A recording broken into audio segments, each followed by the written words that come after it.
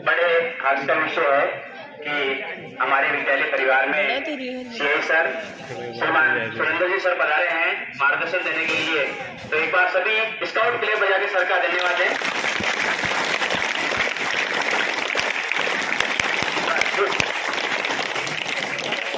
बहुत बहुत साधुवाद सर का कि आप पधारे और बाल उपचार बच्चों के साथ हो रहे दुर्व्यवहार से संबंध में आप जागरूक करने के लिए पधारे हैं। जैसा कि हम देख रहे हैं अखबारों में सूचनाएं आती रहती है इस प्रकार की, बच्चे किसी प्रकार के आपराधिक परिवर्तनों में ग्रस्त हो जाते हैं, लिप्त हो जाते हैं, उनके साथ दुराचार जो होता है तो बच्चे कह भी नहीं पाते हैं। तो उसके लिए सर मार्गदर्शन प्रदान करेंगे।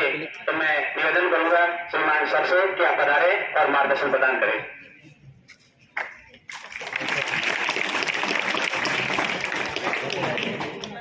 धन्यवाद। संस्था प्रधान, स्टाफ और बच्चे, पुलिस मुख्यालय की तरफ से एक अभियान चलाया जा रहा है जिसका नाम है जागृति। 1 तारीख से लेकर 7 तारीख 1 वीक का। तो ये हमारा भी सौभाग्य है कि यहाँ आके आप सब लोगों से मिलने का मौका मिला है और आज लेक्चर देने का भी मौका। हमको कहाँ टाइम मिलता है? इतने बच्चे कोई सुनते ही हमारी बात, कभी मौका ही नहीं मिलता। तो आज मौका मिल गया आपको पढ़ाने का। पढ़ाना बनाना कुछ नहीं है, एक एक्ट है पॉक्सो, बच्चों के खिलाफ जो विरुद्ध जो सेक्सुअल असॉल्ट होते हैं उसके रोकने के लिए एक एक्ट बना हुआ है। उसके बारे में आपको बेसिक जानकारी देनी। इतना सा ही प्रोग्राम है, हार्डली मैं 10 मिनट लूंगा आपको। और आपको कोई ऐसा लगे कि आपको, वैसे तो आपको डिटेल में जाने की जरूरत नहीं है। सरकार की मंशा ये है कि बालकों के खिलाफ बहुत सारे अत्याचार होते हैं। यह बालक का मतलब लड़का और लड़की जिसकी उम्र 18 साल से कम। तो जब जब बालक बोलूंगा तो उसमें लड़का और लड़की शामिल है। जिसकी उम्र 18 साल से कम वो बालक।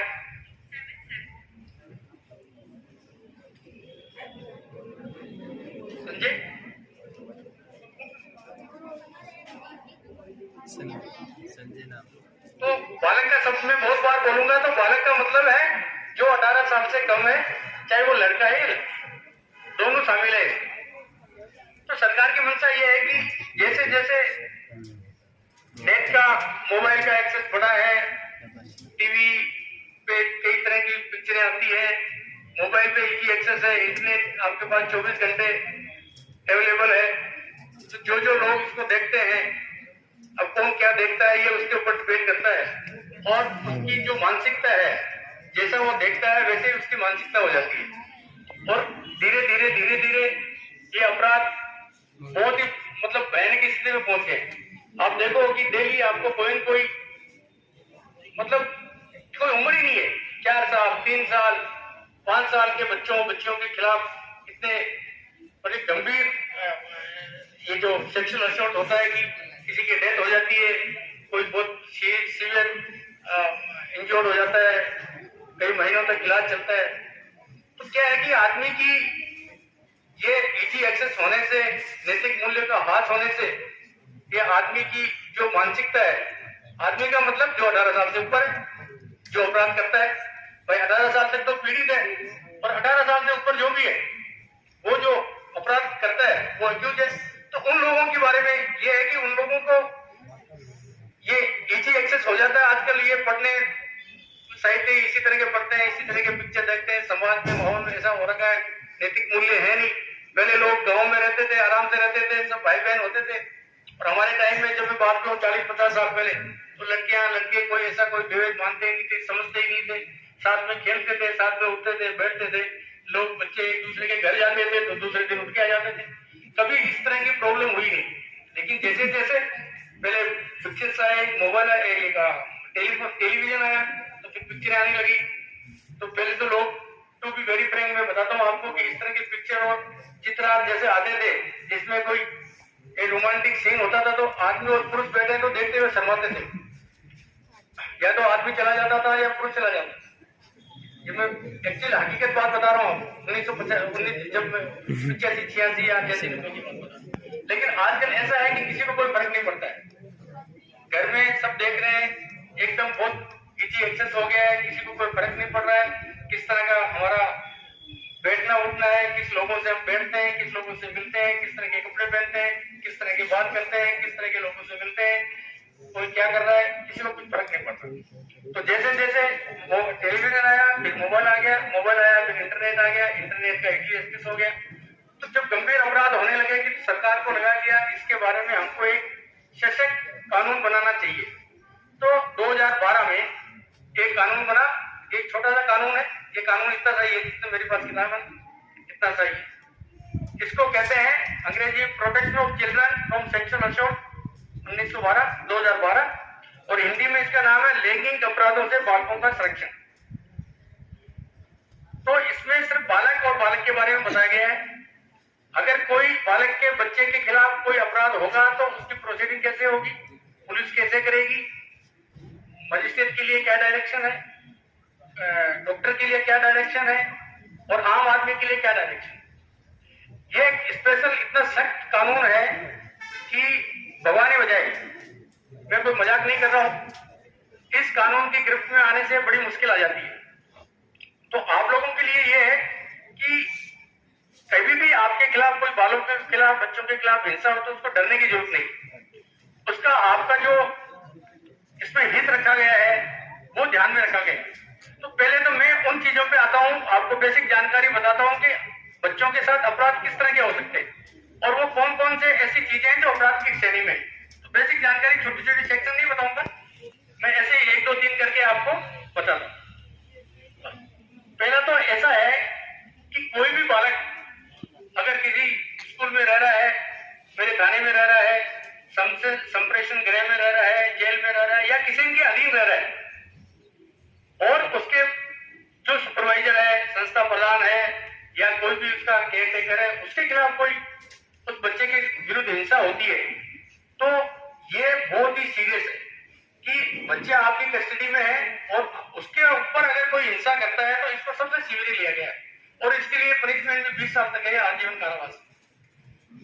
मतलब सरकार बच्चे को अपशब्द, अश्लील शब्द कहना, अपशब्द नहीं अश्लील शब्द कहना,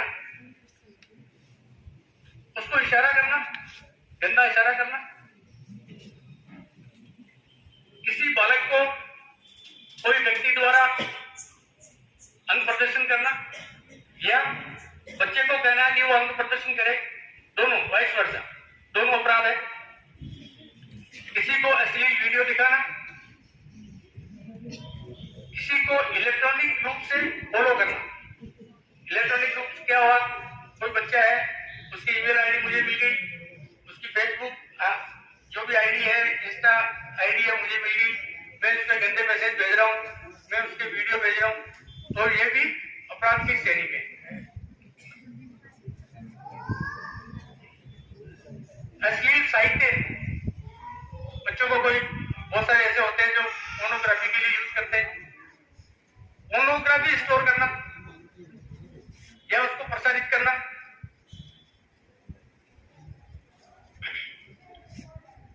किसी भी बच्चे का अश्लीलता पूर्वक किसी का विज्ञापन देना, ये सभी अश्लीलता है, ये पोक्सो कानून में अपराध है। और इसमें अगर कोई पुरुष या महिला भी है, अगर मान लो कई बार ऐसे एग्जाम्पल आते हैं, अगर बालक है, लड़का है 17 साल का है और कोई महिला है 20 साल का है, 20 साल की है, तो ये महिला इसमें अपराधी है। कई बार ऐसा लगता है कि साहब आदमी है तो आदमी उसको पनिशमेंट मिलेगा, यहाँ बालक के लिए ही सब कुछ है। तो इस केस में ऐसे कई केसेस आते हैं कि कोई महिला है 20 साल की है, 25 साल की, कोई भी व्हाटएवर एज, और कोई बालक के साथ में अगर इस तरह का कोई भी अपराध करती है तो वो अपराध की श्रेणी में आएगा, वो भी पोक्सो में लायबल होगी। इसमें लिंग भेद नहीं है, इसमें लड़का और लड़की को एक समान समझा गया है, सिर्फ एज का डिस्क्रिमिनेशन है। अब ये स्पेशल इसलिए है कि अगर आप मान लो बच्चे के साथ में ऐसा कुछ हो जाता है तो उसको पहले तो संस्था प्रधान को किसी को बताए, स्कूल में बताए, परिवार है तो परिवार में बताए, इमीडिएटली रिपोर्ट करें, उसका नाम कभी भी प्रेषित नहीं किया जाएगा। ये कानून की बात बता रहा हूं जो इसमें लिखा है, उसका नाम अखबार में छापा नहीं जाएगा, प्रेस में दिया नहीं जाएगा, कहीं भी उसका नाम नहीं लिखा जाएगा। ताकि उसकी गोपनीयता बनी रहे। ये डायरेक्शन है कि आप किसी भी बालक का नाम आप कहीं भी प्रसारित नहीं करेंगे। इसके लिए स्पेशल कोड बने हुए हैं, जिसको डेजिग्नेटेड कोड है, जिसको पॉक्सो कोड कहता है।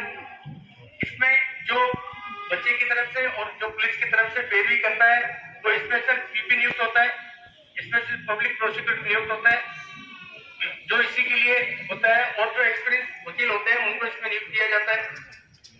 इसमें जब भी बयान होंगे, महिला होगी, सब इंस्पेक्टर रैंक की होगी और उसके बयान ऑडियो वीडियो होंगे, उसकी वीडियोग्राफी भी की जाएगी ताकि वो बोलता रहे, वो सुना जाएगा। ऐसे ही जब मजिस्ट्रेट है, मजिस्ट्रेट भी ऑडियो वीडियो उसके बयान लेगा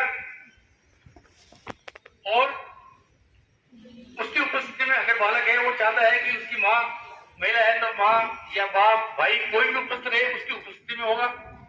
बच्चे को थाने पे नहीं बुलाया जाएगा। ये स्पेशल क्यों है मैं बता रहा हूँ आपको, स्पेशल एक्ट क्यों है। थाने पे नहीं बुलाया जाएगा। पुलिसकर्मी जो भी उससे इंट्रोगेशन करेंगे वो यूनिफॉर्म में नहीं होंगे। बच्चा चाहेगा कि साहब मेरे को बयान देने हैं तो मैं तो मामा के घर में वहां सही मुझे फील हो रहा है, तो उसके वहां जाके बयान लिए जाएंगे। ऐसी कोई भी स्थिति पैदा नहीं की जाएगी कि आरोपी या जो अक्यूज है, जो अपराधी है, वो बच्चे के संपर्क में आए ताकि वो डर जाए। ऐसा कभी भी नहीं होना दी जाएगा। पुलिस के लिए इन्वेस्टिगेशन के लिए सिर्फ 2 महीने का टाइम है कि 2 महीने में आप इन्वेस्टिगेशन कंप्लीट करेंगे। कोर्ट के लिए 1 साल है कि 1 साल में वो ट्रायल कंप्लीट करेगा और अपना डिसीजन देगा। इसलिए आप देखते होंगे, अखबार पढ़ते होंगे कि पॉक्सो के जो निर्णय है वो जल्दी आ रहे हैं। पॉक्सो में 1-2 साल हुआ है और उसका रिजल्ट आ गया, सजा सुना दी। जब भी ट्रायल होगा, जब मजिस्ट्रेट ट्रायल करेगा, जब पूछताछ करेगा या जो भी प्रोसिक्यूशन चलता है, अभियोजन चलता है कोर्ट के रूम में, तो वो ट्रायल इन कैमरा होगा। इसका मतलब कोई भी बाहर का आदमी नहीं होगा। कोर्ट का दरवाजा बंद कर दिया जाएगा और बाहर तख्ती लगा दी जाएगी, ट्रायल इन कैमरा। तो सब समझ जाएंगे कि भैया अंदर नहीं जाना है, किसी बालक पे का जो कोई केस है वो चल रहा है। मेडिकल ये टाइमिंग दिया हुआ है इसमें कि 24 घंटे में आप बयान कराएंगे, 24 घंटे में मजिस्ट्रेट के सामने पेश करेंगे और 24 घंटे में इसका मेडिकल मुआयना कराएंगे। तो ये इन बातों की वजह से ये स्पेशल है, इसलिए इसको स्पेशल एक्ट की श्रेणी में लाया गया है। स्पेशल एक्ट वो होता है कि जैसे आईपीसी और आईपीसी के प्रावधान है, मान लो अगर कोई अपराध ऐसा है कि आईपीसी में किया है, इसमें एक्ट में किया है, तो ये एक प्रावधान है।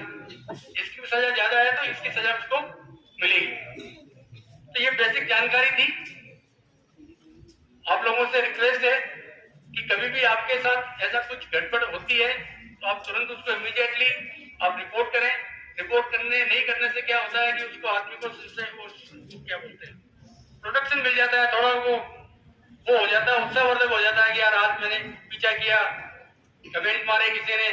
कई बार ऐसा होता है कि आप लोग जा रहे हो, लड़की जा रही है, कोई कमेंट करता है, इसलिए बंदा कमेंट कर देता है, तो वो भी अपराध की श्रेणी में। मोटरसाइकिल पे बैठा है, आप गुजर रहे हो, तो गलत बात बोलती कि चलते या गंडारा बोल दी कोई लड़की जा रही, तो ये भी अश्लील श्रेणी में कमेंट में आएगा। कोई और कुछ बोल दिया, तो इस तरह की कोई भी आपको ऐसा लगता है तो आप इमीडिएटली बताएं, ताकि कानून की मंशा है कि जल्दी रिपोर्ट होंगे तो जल्दी कार्रवाई होगी और समाज में एक मैसेज जाएगा, ताकि कोई भी आगे से आदमी ऐसी गलती करने से 100 बार सोचेगा, उसका जीवन खराब हो जाएगा। अगर मान लो 18-20 साल का लड़का ऐसा किसी ने गलती कर दी, खराब हो गया उसका काम, उसका आगे का पूरा कैरियर खराब हो जाएगा। तो ये इतना सख्त कानून है। बच्चे भी ध्यान रखें जो 18 साल के होने वाले, उनके लिए मेरी ये हिदायत है। जो बैठे हैं मेरे सामने, हो सकता है वो 17 के होंगे, 16 के होंगे, 2 साल बाद में मैच्योर हो जाएंगे, तो बड़ी गंभीरता से इस कानून को लें। एक आदमी का गलत डिसीजन या एक कोई भी जो भी जीवन का टर्निंग पॉइंट होता है, उससे जीवन पूरा खराब हो जाता है या अच्छा हो जाता है। तो आप लोग जो भी है बच्चों के लिए स्पेशल है। कभी भी आपको कोई घबराने की जरूरत नहीं है कि साहब मैं नहीं बताऊं घर में क्या सोचेंगे, बदनामी हो जाएगी, ये हो जाएगी। इससे क्या है कि इस अपराधियों को और संरक्षण मिलता है और अपराध ज्यादा होते हैं। दूसरा एक विशेष बात यह भी है कि इसमें जो जिस तरह की घटना घटित होती है, ज्यादातर ऐसा देखा गया है कि कोई दूर का रिश्तेदार होता है या जान पहचान वाला होता है। तो आपसे ये रिक्वेस्ट है, स्पेशली लड़कियों से, कि किसी के साथ आप, पहली बात तो मेरा ये सुझाव है कि जब तक 12वीं पढ़ता है, मुझे नहीं लगता है कि कोई मोबाइल की जरूरत है, उसको मोबाइल रखे ही नहीं। तो बहुत ही अच्छा है। अगर रखे हैं तो अपने कोई भी पर्सनल चीजें हैं वो शेयर नहीं करें, नंबर एक्सचेंज नहीं करें, ताकि वो आप तक इजी एक्सेस नहीं हो उसका। मोबाइल का कम से कम यूज करें। और कुछ अगर मान लो फिर भी कोई घटना ऐसे हो जाती है तो उसको तुरंत रिपोर्ट करें, ताकि उस आदमी के खिलाफ कार्रवाई हो सके। अब आपको कोई इसमें बारे में कोई कुछ पूछना है तो आप मुझे पूछ सकते हैं। Thank you. और उन तमाम पहलुओं को जिससे कि हम अन्याय से बच सकें। अन्याय को सहना भी अत्याचारी को सह देना है। और सर ने भी ये पूरी बात आपके सामने स्पष्ट कर दी कि किन किन प्रावधानों के तहत किस प्रकार से हम उनको बच सके, चाहे वो शारीरिक रूप से हो, मानसिक रूप से हो, या किसी भी प्रकार की कोई अभद्रता करता है आपके साथ, तो आप तुरंत अपने माता पिता अथवा अपने शिक्षक को बताएं, ताकि आपको न्याय मिल जाए। यदि आप एक बार छुपाएंगे, दूसरी बार छुपाएंगे, तो धीरे धीरे अपराधी का हौसला बढ़ जाएगा और वो अधिक अत्याचार करेगा। मैं प्रिंसिपल मैम से निवेदन करूंगा कि आप पधारे सर का धन्यवाद करें।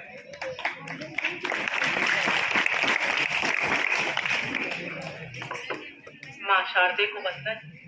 आज के इस कार्यक्रम में पधारे हुए एसआई सर श्रीमान सुरेंद्र जी का मैं बहुत बहुत विद्यालय परिवार की ओर से हार्दिक स्वागत और अभिनंदन करती हूँ।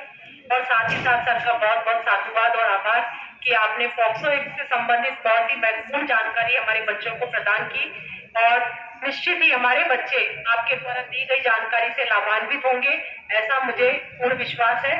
आज बच्चों देखो, सर ने बताया आप लोगों को, साथ में आप पढ़ते हैं, आपके छोटे भाई बहन, बड़े भाई बहन, सब अपन परिवार की तरह, भाई बहन की तरह होते हैं। तो कम से कम अपनी बहनों को आप सम्मान देना सीखे, जो भी आपके विद्यालय के अंदर अध्ययनरत है। सम्मानजनक भाषा का इस्तेमाल करें और अपनी वाणी पर नियंत्रण करना सीखे, क्योंकि ये वाणी ही होती है जिसके कारण से कोई भी शब्द आप निकाल दो गलत, तो उस वाणी का दुष्प्रभाव आपके आने वाले जीवन पर भी पड़ सकता है।